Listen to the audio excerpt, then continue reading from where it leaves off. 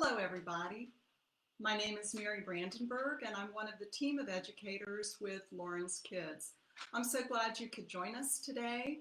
We're going to talk about a tool, a safety tool that we have for families called the Family Safety Activity Pack. And it's part of our Building Safer, Smarter Families group of resources that we have that are available to parents in the state of Florida and parents and caregivers. It's been a challenging time for all of us in the state and nation, and we certainly have had lots of opportunities to explore home learning. And I know parents have really stepped up and taking a lot of the online learning into the home with the supportive teachers. And as an educator, I can thank you from the bottom of my heart to teachers, parents, and caregivers who have helped shepherd our children through this hard time. And currently, the school year is getting ready to wind down in many districts in our county. And there may be summer activities that are opening up. There could be some opportunities for sports. There could be some opportunities for summer camps. And there could be some opportunity for increased virtual learning and maybe even virtual summer camps. So when our children are starting to be introduced to new activities and new people throughout the summer, it is important for us to review with families, parents to review important safety information for children. In so doing, parents can use this particular resource that we're going to talk about today, available from Lauren's Kids. And if you are not aware, Lauren's Kids is a foundation in Florida that sole mission is to help prevent child sexual abuse, to bring awareness to it, and to help in the recovery of it. Just to get us started on the why these conversations are important in our homes with our children and in our schools, 1 in 3 girls and 1 in 5 boys will be sexually abused before they graduate from high school. 90% of the perpetrators are someone the child and family knows and trusts. But the good news is that 95% of child sexual abuse is preventable through education and awareness. That's why Lauren's Kids created a number of free resources for Florida families to use to empower children with personal safety skills and strategies. Our goal is to help families talk with their children about personal safety in a way that's comfortable for both the parents and the children. One of our sexual abuse prevention tools is the blueprint for building safer, smarter families. This is available online, free to Florida families, and it is fully downloadable from our site. This particular tool that we have developed is designed to use with your kindergarten students through 5th graders. And it basically teaches the basics of personal safety, and it builds that language of safety within the family. The packs are filled with age-appropriate, comprehensive activities that weave in important safety lessons to create a total framework in your home for safety education and knowledge. Let's start talking about some of the components of this particular program. First of all, parents will receive introductory information in this kit about how you're going to use the packs.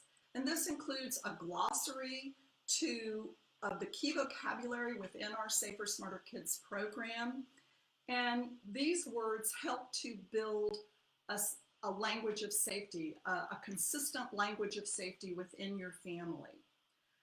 Parents receive a guide for teaching each of the safety topics, and children will then follow along in their own workbook that's going to be filled with puzzles and word games, word searches, role plays, scenarios, and all kinds of activities. You even get a little pack of crayons to do one of the activities. There are going to be 6 safety topics within this activity pack.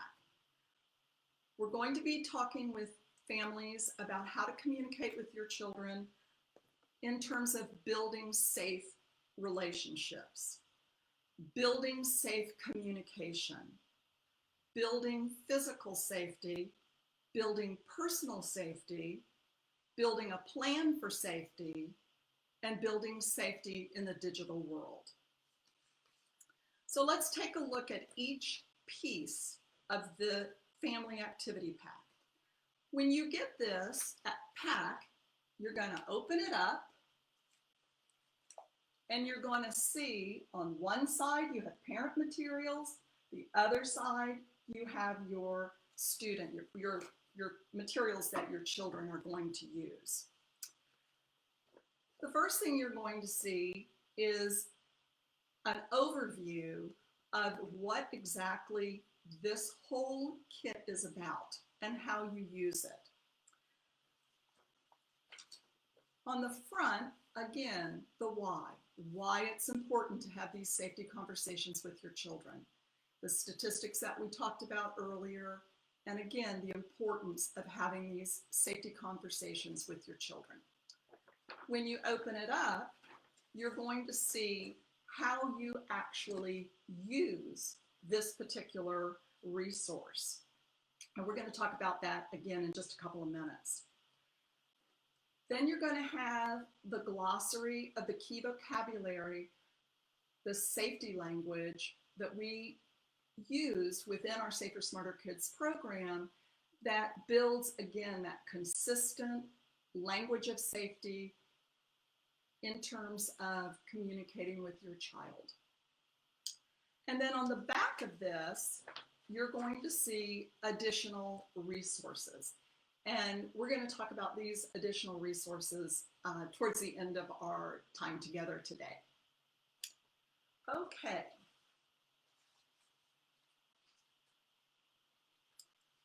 So let's talk about how you're going to use this particular resource. We designed this resource to be used in a couple of ways.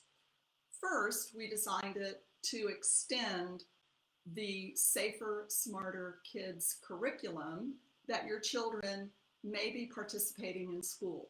And what we wanted to do is help loop the parent in to that learning, to extend it into the home.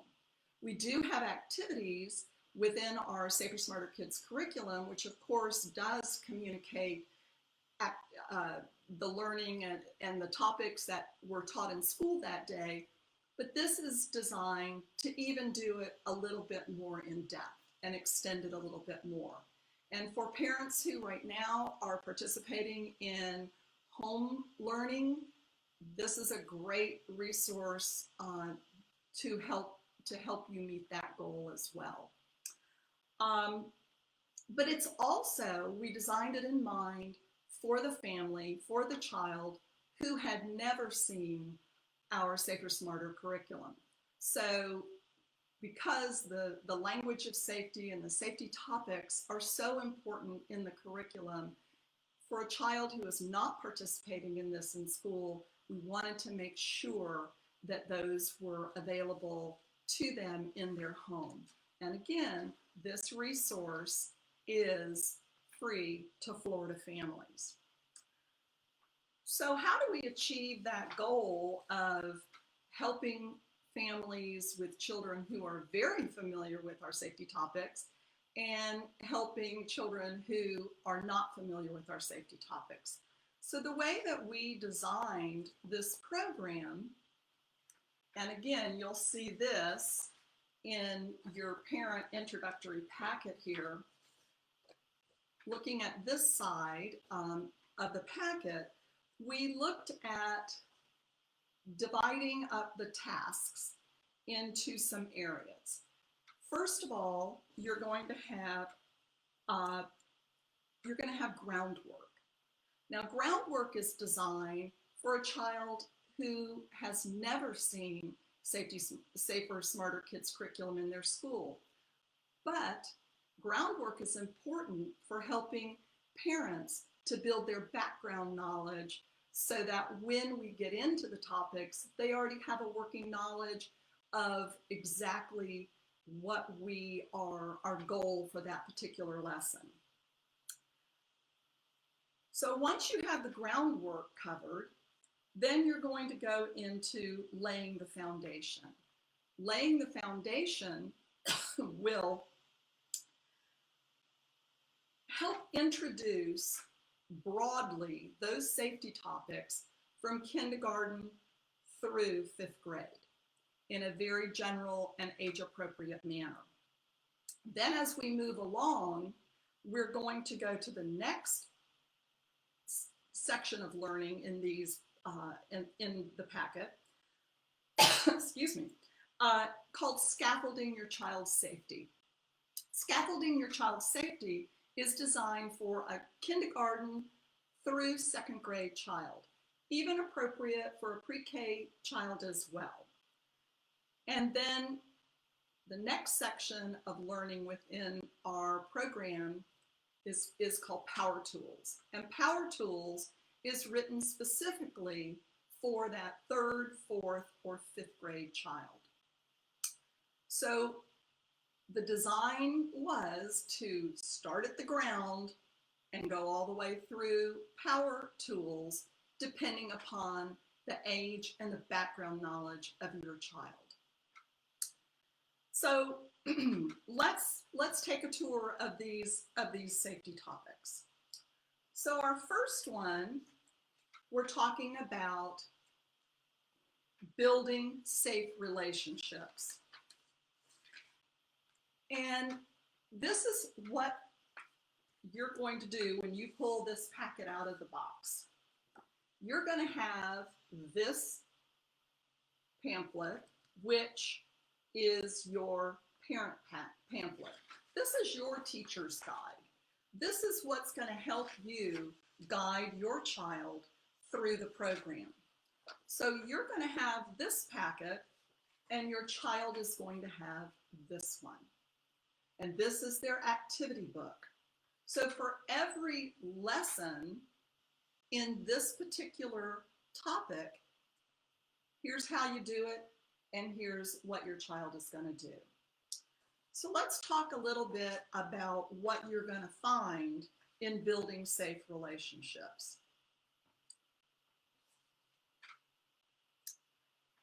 When we talk about building safe relationships, you know that your child has relationships with adults. Your child has relationships with other children.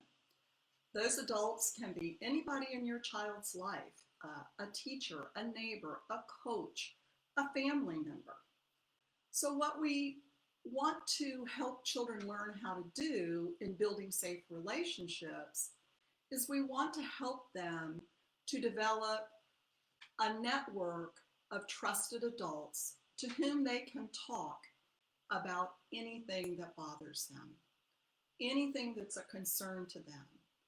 And of course, you are one of those trusted adults. You are one of those grown-up buddies that your child can come to if they ever need anything or have a concern or a worry. So when we're looking at your younger children, we're looking at helping them to build what we call a trusted triangle. The trusted triangle is made up of 3 grown-up buddies to whom your child can go to anytime they need help. It can be a teacher, it can be you, it can be a neighbor. It's important that one of these grown-up buddies be outside of the family. So a lot of times children will include their teacher as somebody that they can always go to when they need help. So when your child decides who they would like to include in their trusted triangle, the next step there is to make sure that that person knows that they've been selected and that they have a very important job. And that important job is that they are there if that child needs them. So we have a resource here in this particular program where there's a letter that they will send to their grown-up buddies in their trusted triangle. And that lets those adults know that they have a very important job. And that important job is to be there for a child when they need them. So when we look at using the trusted triangle, we look at using that with our K-2 students. So what do we look at with our third, fourth, and fifth grade students? Well, what we know is we know that as children get older, their world expands. And as their world expands, there are more people in their circle. So we also have expanded that idea of trusted adults who can help them. And we talk with third, fourth, and fifth graders about building a safety network. And that safety network, again, is a group of adults, of trusted adults, who have those attributes that are important in an adult that a child can go to when they need help. For instance, they might look for a person who cares about them, who will listen to them, who will help them, who can be trusted, who can drive a car. And again, one person within that network needs to be outside of the family. So as we look at this particular packet, this particular topic, we are talking with you about how you help your child to build those safe relationships with trusted adults or grown-up buddies in their lives. So let's talk about the next topic. The next safety topic is about communication. It's building safe communication. What we want children to know is that they have a voice. And what we want them to know is that their voice has power and that they have the right and the ability to use their voice when they need help, when they want to be heard, when they want to share their thoughts. But they also have an inner voice. They have that guiding voice. We all have that little voice inside of us that sometimes makes us think that something just doesn't feel quite right, that a situation or a person just doesn't feel quite right. What we do in this particular topic is that our goal is to help children not only to use their voice, but to listen to that inner voice. And if something just does not quite feel right, if they feel uncomfortable, worried, or scared about something, that they have a remedy to that. They can go to somebody in their trusted triangle or somebody in their safety network to communicate. When we start with our little ones, with our younger students, we teach them about their voice being their I mean business voice. So what is an I mean business voice? An I mean business voice is a strong, powerful voice that a child uses to communicate if they are in a situation that makes them feel uncomfortable.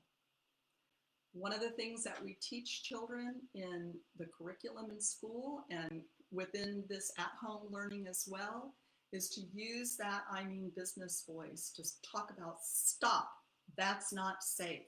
We actually get them to practice using a powerful voice to communicate when they feel like they are in an unsafe situation.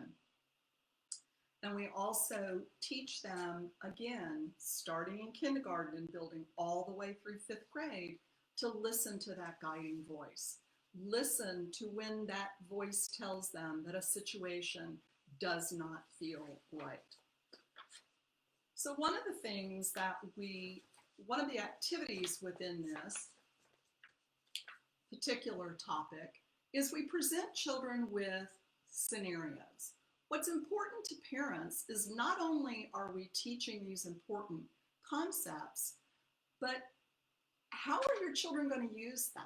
So we use a lot of kind of what if scenarios. So this particular activity talks about using their guiding voice, practices using their guiding voice.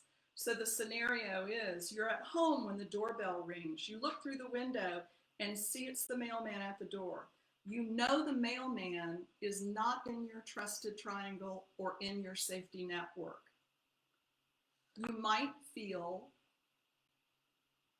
scared or worried or confused, not knowing what to do. You see that he has a package. So help your child to work through what would you do, with the goal being, I will use my I mean business voice to ask them to leave the package at the door. And as we know, for the last couple of months, we've had a lot of situations where people are on our property delivering maybe groceries or packages or things of that nature. So this one is a particularly timely activity to practice with your child and using their I mean business voice.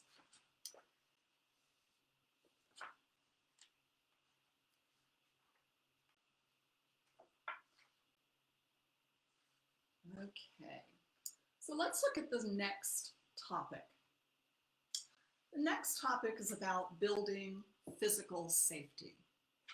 So when we're looking at building physical safety, we're actually teaching children about identifying their body boundaries and to also determine the difference between a safe touch and an unsafe touch.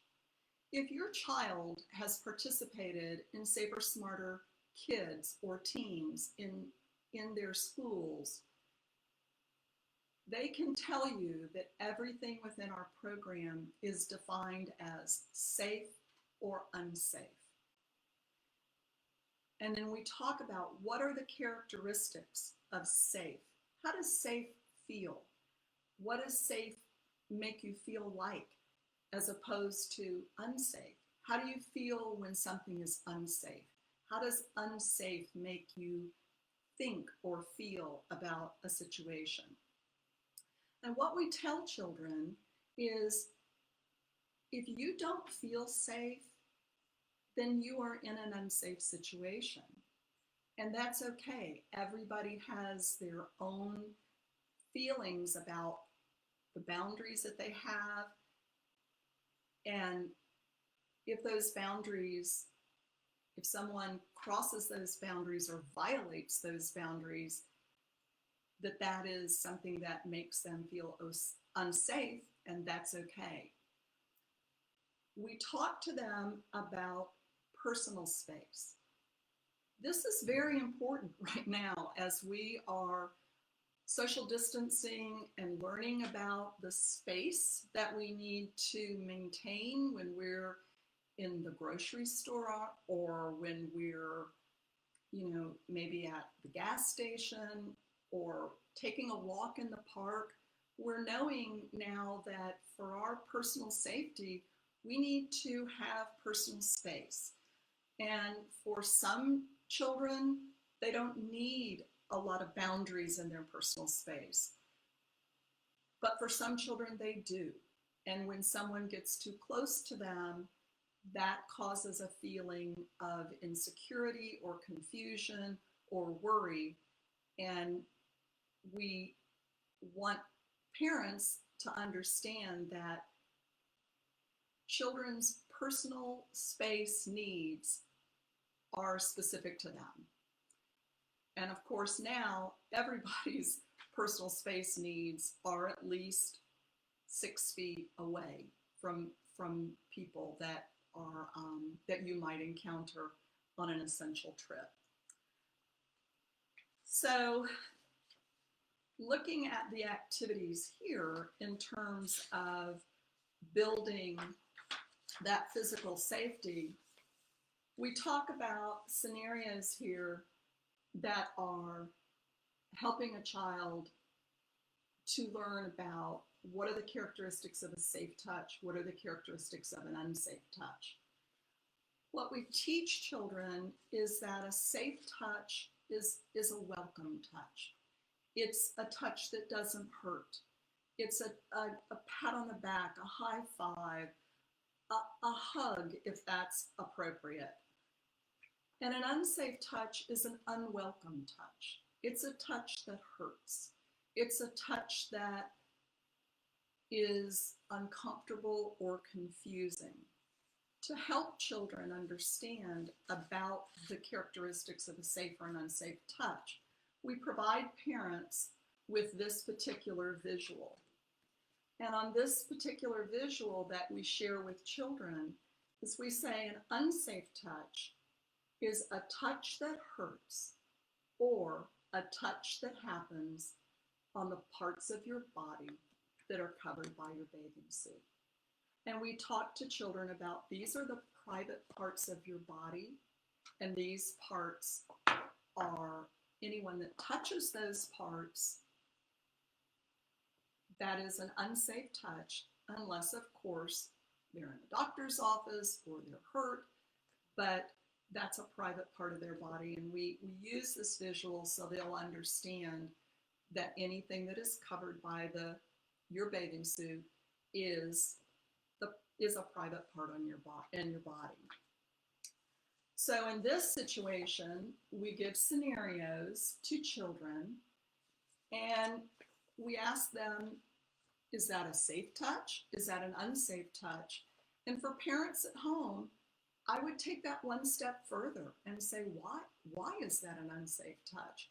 Or why is that a safe touch? Or if you were in that situation, what would you do? And again, we always want to circle back with children to, you have adults in your life who are there to help you when you need them. So every lesson that we do within our Safer, Smarter Kids curriculum at school or in this program at home, it always circles back to giving them personal safety skills, but also empowering them with how you get help when you need it, when you're in an unsafe situation. We talk about in our program with the older children, we actually talk about body boundary violations. And we talk about a violation being an unsafe, unwanted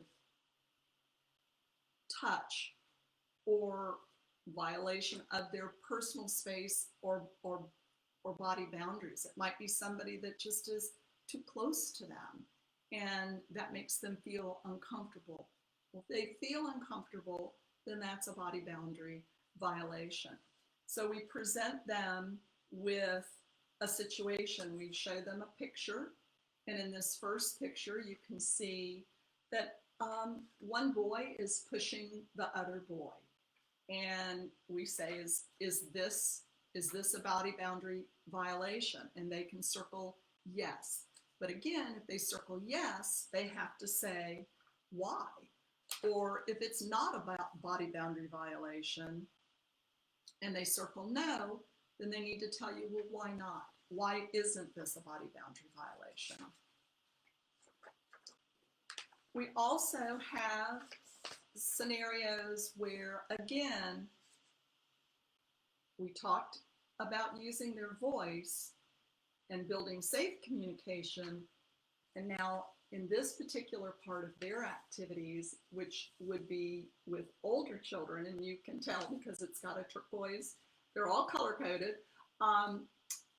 You would read the scenario to the child, to your child, or your child could, read it themselves, and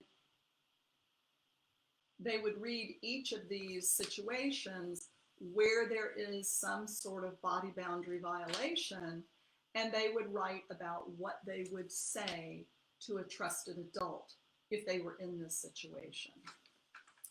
What we know from our curriculum that has been implemented in our schools, we know from our educators that are using Safer Smarter Kids in the classroom that a lot of these scenarios that we present to children that we're asking them to role play or make a decision or ask them what you would do, we're finding that a lot of children are actually able to communicate and disclose that they are in an unsafe situation because for the first time they have the words to express to a grown-up buddy or a trusted adult that they're in an unsafe situation.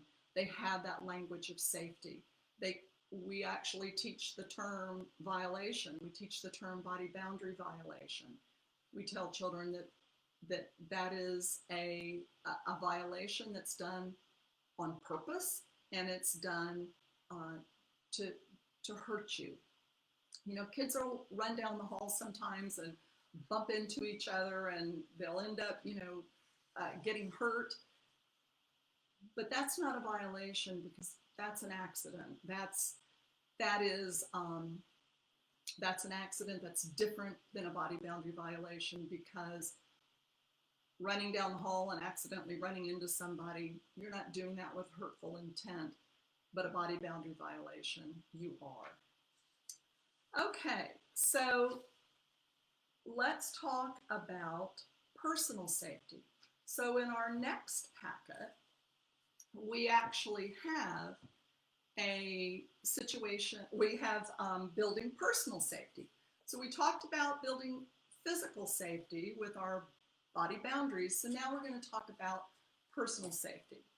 And in personal safety, we talk with students, with children, about privacy and what that means. And we also, for the older children, we start to talk about the grooming tactics used by a potential abuser. And what we know with sexual predators, that they are very skilled at grooming a family, grooming a child, building trust with the intent of doing harm. So in an age-appropriate manner, we want to make sure that not only children, but families begin to see some of the tactics, some of the grooming tactics that these adults will use to gain access to children with the intent of doing harm. And in this particular topic, we talk about safe and unsafe secrets. We know that child sexual abuse is very much based upon secrets. Predators rely on a child keeping secrets for the abuse to continue. They make up all kinds of stories about what might happen to a child if they tell, ranging from the child will get in trouble or the child won't be believed, or even that the abuser will get in trouble and that abuser will make that child feel guilty about getting them in trouble. So what we want to make sure children understand is that they have the power to, number one, recognize an unsafe secret, and number two, again, go to a trusted adult and have that trusted adult's attention when they share that unsafe secret. So let's take a look at some of the activities in this topic. So when we talk to children about safe and unsafe secrets, what we talk about is that a safe secret is one that is meant to be told, and when it is, everyone will smile. It might be that mom says to the children, we're going to have a surprise birthday party for grandpa, and we're going to keep that secret, and the party's going to be in a week, so we're not going to tell because we want them to be surprised. Well, that's a safe secret because that secret is meant to be told, and when it is, everyone will be happy. We give children in our in-school curriculum and in our at-home program, we give them lots of scenarios where they can decide, is this a safe secret or if this is an unsafe secret? Because we want them to understand the attributes of a safe secret. But on the other hand, an unsafe secret is one that makes the child afraid. It's one that is confusing to the child. They don't understand why they're being asked to keep this secret.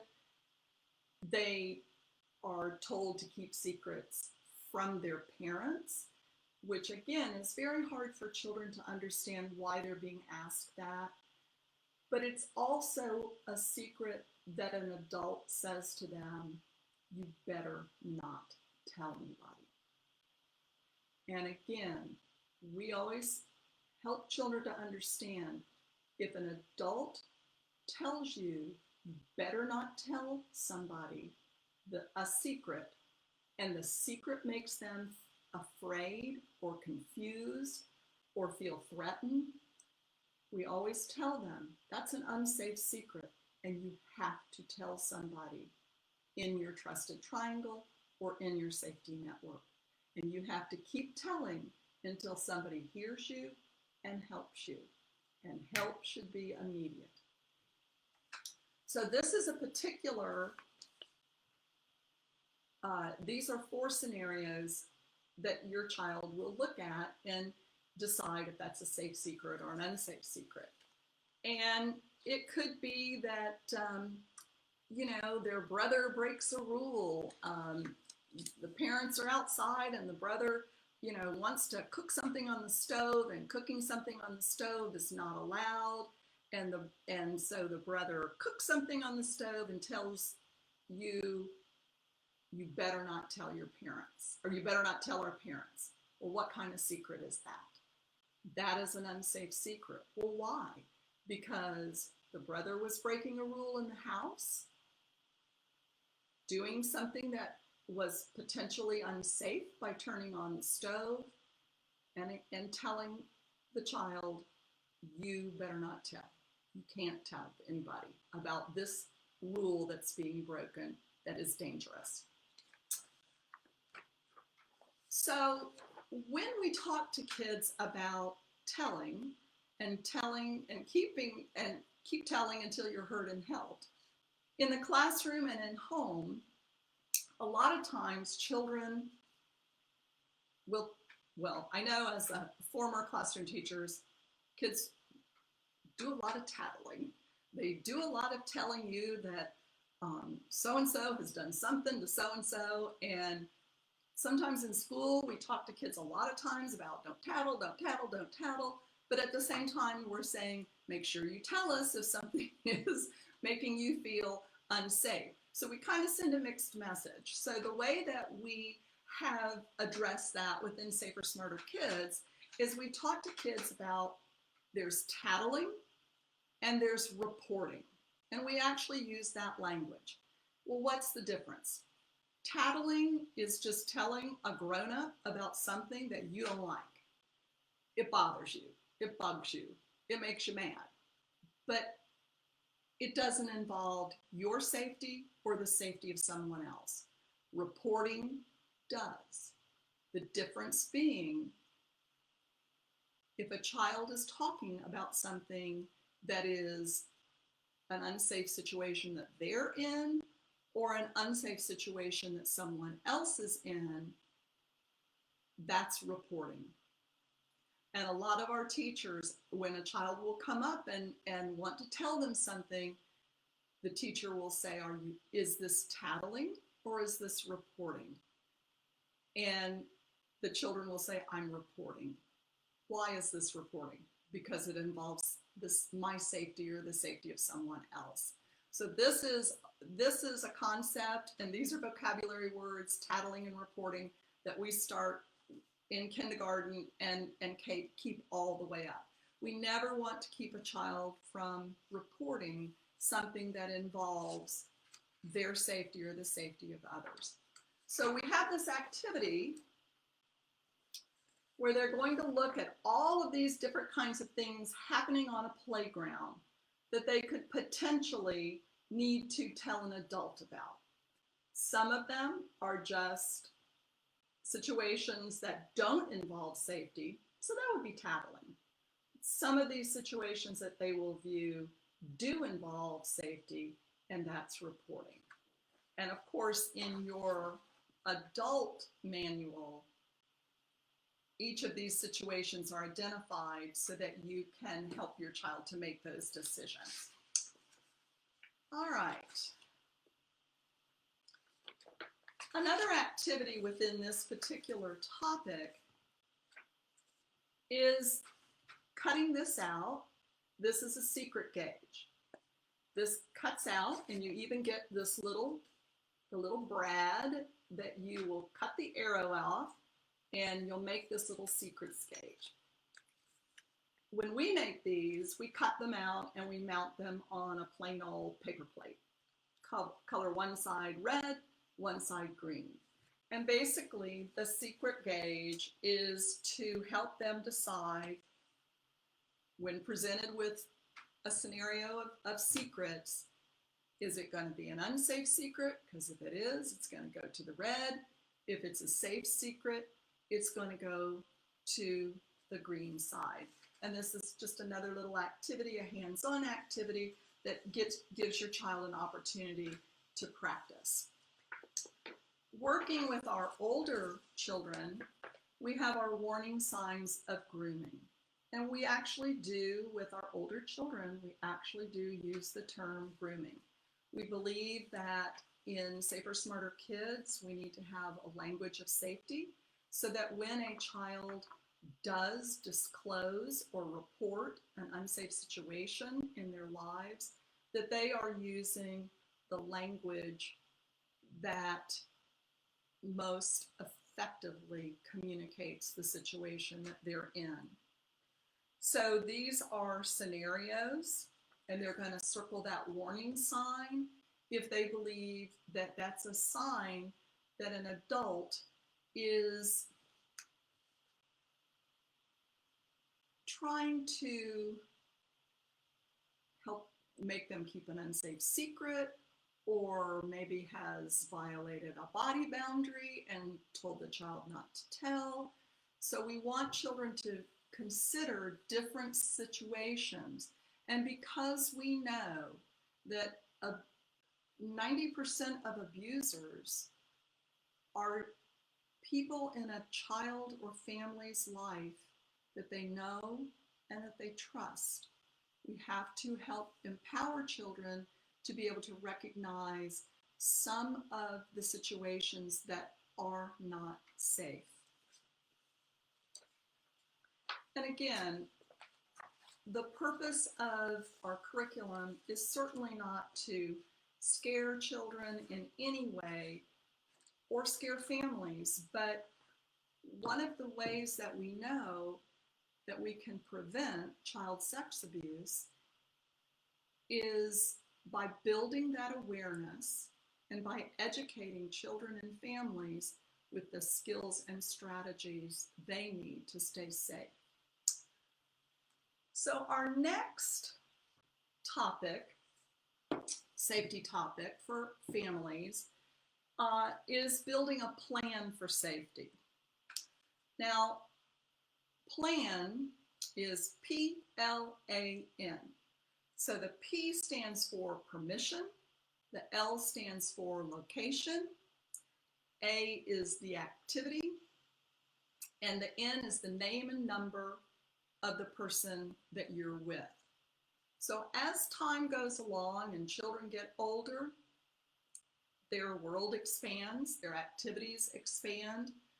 They're not always going to go on go to parks or movies or anything like that with their parents. They might go with family friends. They might go with their friends' parents. And what we want to help establish in families is that anytime your child leaves you, your family has a PLAN. And that plan,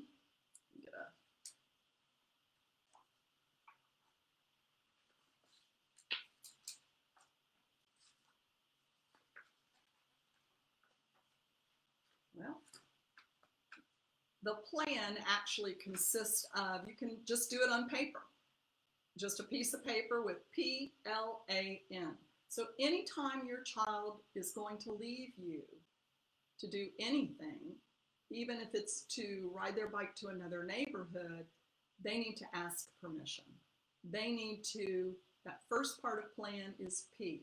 They need to get permission from you or a trusted adult or a grown-up buddy who's in charge of them. They need to tell you the location. Where are they going? Specifically, where are they going? What's the activity? When they get there, exactly what they're going to be doing. And what are the names and numbers of who they're with? N is important. If a child cannot provide for you the name or number of who they're going to be with, then they probably should not go with that person. So let's back up to location. Let's walk through. Your child says, I want to go to the park. Okay, may I have permission to go to the park? P. What's the location? The park. Well, parks are great big. So what is the activity that you're going to be doing when you're there specifically? We're going to be playing volleyball on the volleyball field. And who are you going to be with? And what's their name and number? We also teach children that sometimes plans change. And sometimes you get to the park and the volleyball court's under construction. So the adult that you're with says, well, we won't stay and go to the volleyball park. We're going to go to the movies. Well, that plan now needs to start over all the way. So at that point, the child needs to say, I need to call home. I need to tell them that I need to get permission to go to the movies now. What location, what movie theater are you going to, and what's the activity? What's the name of the movie? And are you still with the same person? It could be that now the big brother is going to take them to the movies, so that person has changed. What we want children to get in the habit of doing is thinking about all aspects of safety when they're away from home, starting with permission and ending with who are they with. And then we also want to give them the skills to be able to react when that plan changes. When we also look at planning for safety, we're also helping children, our smallest children, we're helping them to build an awareness of their surroundings. So as they are venturing out and playing maybe more outside, as they're getting older, It's important that children know where they are. It's important for children to know their address, their phone number. In the event that they were to get lost, or, um, they're riding their bike and their bike breaks down, and they need to know where they live. They need to know their address. And so this particular activity is about my address, my apartment, my grown-up buddy. There's a grown-up place where they can put a grown-up buddy's name, a grown-up buddy's address, a grown-up buddy's phone number, so that they'll have that information.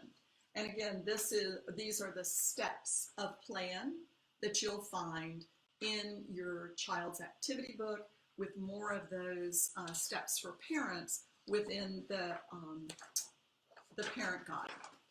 All right, so let's take a look at a hands-on activity called Making a Safety Barometer.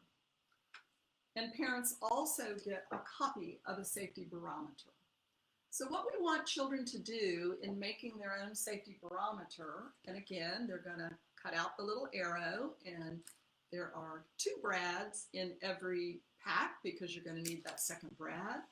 And so basically, we're going to present children with some situations in their surroundings, and we want children to practice deciding, is it safe? Is it unsafe? Or is it, I'm not sure? And again, opening those lines of communication with your child to help them to kind of process, why does something feel safe to you? Why does something feel unsafe to you? Why aren't you sure? What about this situation makes you not sure? And again, circling back with that idea that we all have that little guiding voice that helps us kind of know how we feel about a situation.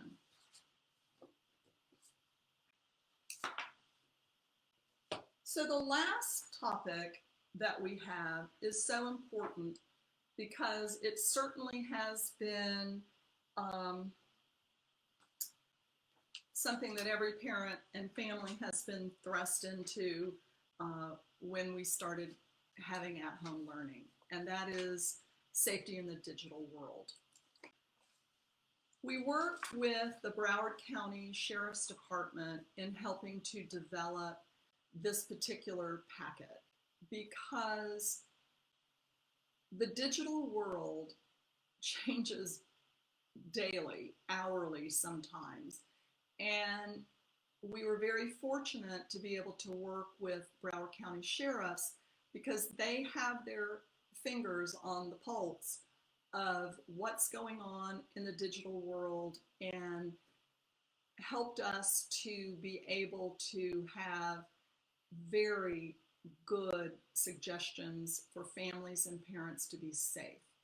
And again, because we are now doing so much more virtually and children are spending so much more time online, it is very important that we have safety conversations within our family and rules and responsibilities for use of digital devices and being online.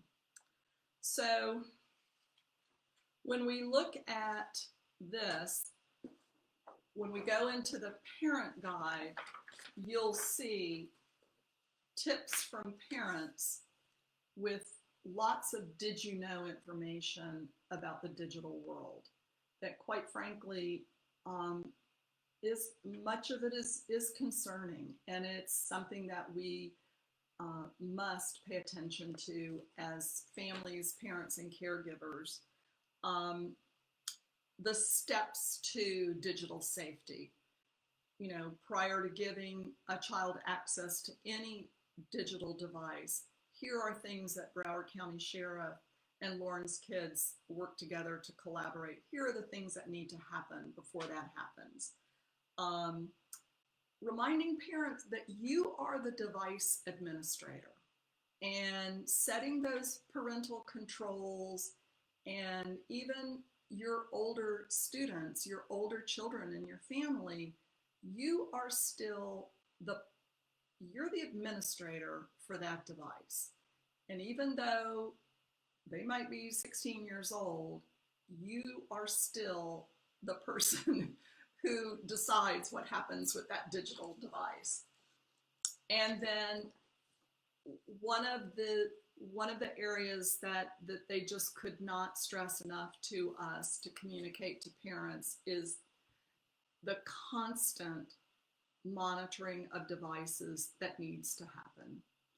And one of the detectives basically said you need to check devices every single day and make sure that your child is not involved in any kind of site that is dangerous.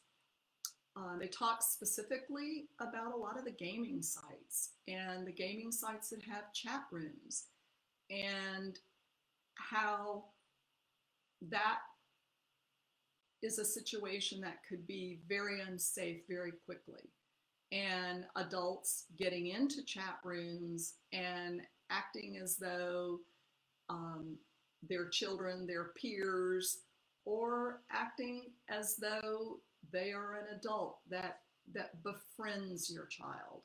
And that basically unsafe people are in chat rooms with the specific purpose of cultivating a relationship with the intent to do harm. So it's very important to monitor that sort of activity. So when we're looking at the child pack, the activity book, one of the first activities in your household would be, just like we have a PLAN to go outside of our houses, we need a cyber PLAN for where you're going to go in the digital world. So when we look at the cyber plan, P is that child needs to have permission from the trusted adult to go online, and they have to protect their password. They have the responsibility to protect their password. The location, that the trusted adult has approved the site that the child will be visiting, or the game that they're playing. The activity, what game, what app, what site is being used, what activity is going on that app. And then N again stands for the name. You know, if you are communicating with somebody online, who is that person? What is their name? And again, here's where children have to understand that no matter what somebody says they are, you don't know. You have no idea who you're communicating with online. And if adults can be tricked online, then children certainly can be tricked as well. And they just have to understand that it doesn't matter what that person says or who they say they are, you don't know. You'd never know who you're communicating with online. So this cyber plan is an important step for safety in the internet. Next, we talk about the rules, establishing rules for the use of digital devices in your household. Again, the rules will be along the line of, you will always have permission before you go to a site. You will never send personal information, pictures, in a text, in an email, in any kind of way. It needs to be a rule in your house that chat rooms are not safe, because they're not. Children also need to understand is that if they're online, if they get a text or an email or someone communicates to them through a game app or something of that nature, if an unsafe request has been made or an inappropriate conversation has been started by whoever that is on, that has reached out to your child, they need to know that they need to tell you immediately. And sometimes when your child has gone to a site that they shouldn't have gone to, and now they have an inappropriate conversation being started or a request being asked of them by a person, they may feel afraid to come and tell you because they're afraid they're going to get in trouble. What's important to establish with your child is if you've done something that you're not supposed to do, and now you're in a situation that is unsafe, you have to tell me.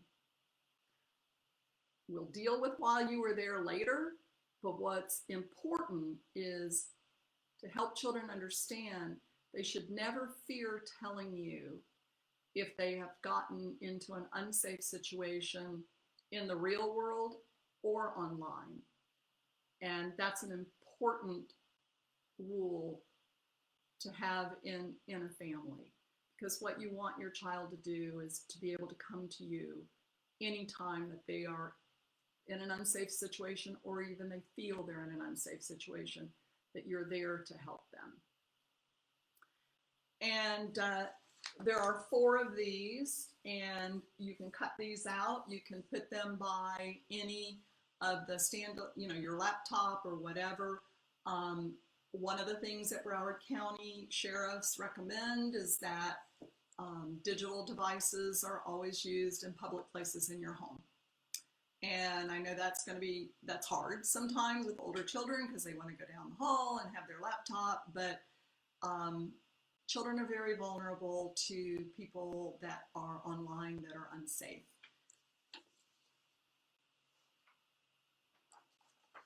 Now, the next area that they guided us on was that parents really need to know the apps that their children have installed on their devices. So they said, go through and do an app inventory with your child. What's the name of the app? What device is it on? And what type of app is it? If it's a Google Map app, that's different than if it's some other kind of app that other people can access as well. And then for the older children, we have a game that they can play with you. But basically, here's a ladder over here on this side with at the top, this is cyber safe heading this way. This is cyber unsafe heading this way. And here are all these little scenarios that your child can cut out, and each scenario they're gonna place that on this ladder. And again, it gives you a lot of insight into what your kid thinks is safe and appropriate and what they don't. And if they're looking at one of these scenarios and they're thinking that that's safe, and it's not, then that's a good stopping point to have a good conversation with your child. So these are the 6 safety topics that come in our family safety pack, Building Safer, Smarter Families. These are free to Florida families, and they are fully downloadable. And all of the materials and everything, the gauges, the personal, the body, the personal space, all of those, anything that was in this packet is downloadable for you to use at home. And if you go to lawrencekids.org, there's a link there that will take you to all of these, this particular resource as well as others. So I told you that we would go back to some of the resources that are also available to families free of charge. And these again are on the back side of the how-to pamphlet for parents with the vocabulary and all of those things. So one of the resources that we have that's fully online is called the Family Safety Plan. And you get that by going to safersmarterfamilies.org. Or again, if you go to Lawrence Kids, there's links to all of our materials. But basically, these are some printouts from what you'll find on that website. So on that particular website, you will find activities that are appropriate for kindergarten to second grade, third, fourth, and fifth, middle school, and high school. There are just a wealth of materials on that site. We have what we call steps to safety. So we'll have a safety topic. This one is Think, Feel, Act. It defines it for parents. What is Think, Feel, Act? And then the step-by-step way that you can communicate in a very non-threatening, easy way. You can communicate with your child about various safety topics within our curriculum. These are, every section comes with a letter to parents telling them how this particular site works and why it's important. But the steps to safety are, again, very, very age appropriate. This step to safety is geared to our middle school. This is about self-esteem and personal power, because the mission of Lawrence Kids is to empower children and give children the strategies they need to make safe decisions and safe choices, and to access help anytime that they feel unsafe or they're in an unsafe situation. Another one of our resources is called Hope and Healing. Hope and Healing is a resource free to families for a family in dealing with the after effects of a child disclosing abuse. And there are the aftermath of the disclosure and the child, getting help. There's a lot of emotions and dynamics that goes on within a family, anger and guilt and every emotion. And the child as well, feeling like, have they contributed to stress in a household because they've told.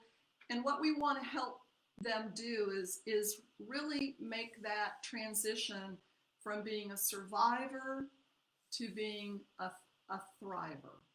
And we want them to go take that role. You're no longer a victim of sexual abuse. You've survived sexual abuse, but now we want you to thrive with new skills and strategies and help your family to step forward. Again, this can be found on our website as well, and this is free to Florida families, and highly recommend this for families that are navigating their new normal after a disclosure of sexual abuse has occurred in your family. It's been wonderful being with you today. I'm gonna scroll down here for just a second and see if we have any questions. if you'd like to submit any questions, let's see. Okay.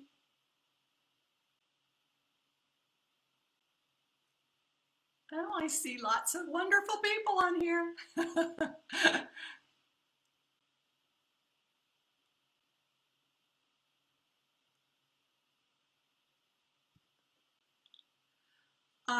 Priscilla, looks like you're asking if we offer trauma-informed trainings. Um, we have, and again, we also have materials for educators. We have online resources. We've got trainings for principals. We've got trainings for teachers. We've got trauma-informed practices for schools, tips, which is an extensive online course with, gosh, about a 90-page downloadable handbook for educators. It's divided by K2, 3, 5, middle and high, with lots of information. Very, very excellent. And you can find that if you'll look at the Lawrence Kids website. You'll see up at the top, you'll see trainings, and those are available and excellent. Going forward, I don't know what training is going to look like going forward.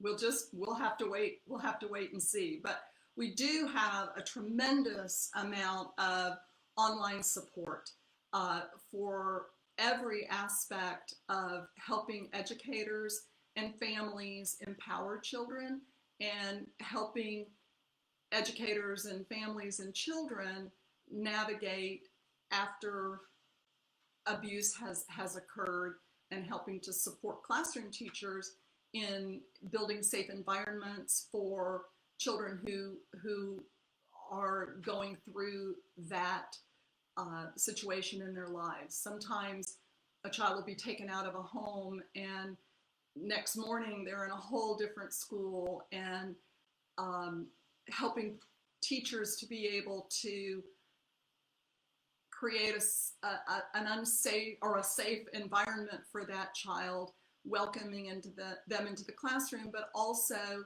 understanding the elements of how that trauma may manifest itself in that child's behavior, and helping teachers to look at, not what's wrong with this kid, but what's happening to this kid, what's happened to them, and how can I help them deal with this traumatic experience that is going on in their lives at the moment.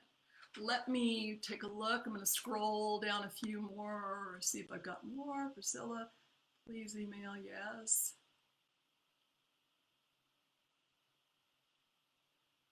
And if you look down, if you look at the comments, you're going to see lots of links to how to get to our materials.